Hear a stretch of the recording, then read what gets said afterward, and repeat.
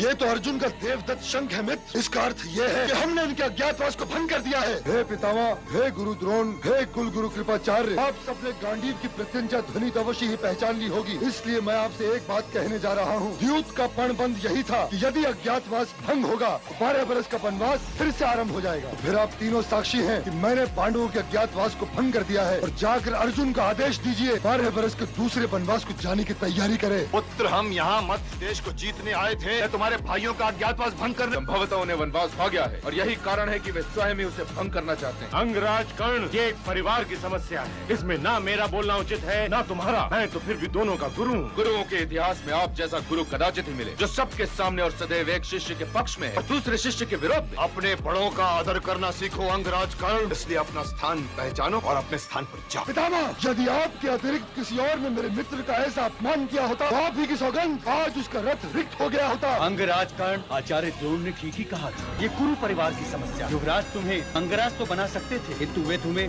गुरु वंशज नहीं बना सकते। इसीलिए प्रिय दुर्योधन, तुम भी गंगा पुत्र से क्षमा मांगो। मैं क्षमा चाहता हूँ पितामह, परंतु मैं विवश हूँ। मुझसे मेरे क्रोध का अश्व सदा नहीं जाता। कहीं ऐसा न हो पुत्र कि जब ये अश्व सध जाए तो तुम ये देखो कि तुम अश्वरोहण करने के योग्य भी नहीं रहे। इसलिए मेरा कहा मानो, सेना को लेकर हस्तिनापुर की ओर लौट चलो। चाहे युद्ध हो या द्यूत, कपट नहीं करना चाहिए पुत्र। जब चौसर का अंतिम दांव लगा था तो मैं वहाँ था पुत्र। और तब ये नहीं ठहरी थी कि तुम अपने गुप्तचरों को लेकर पांडु पुत्रों के अज्ञातवास को भंग करने का प्रयत्न भी करोगे।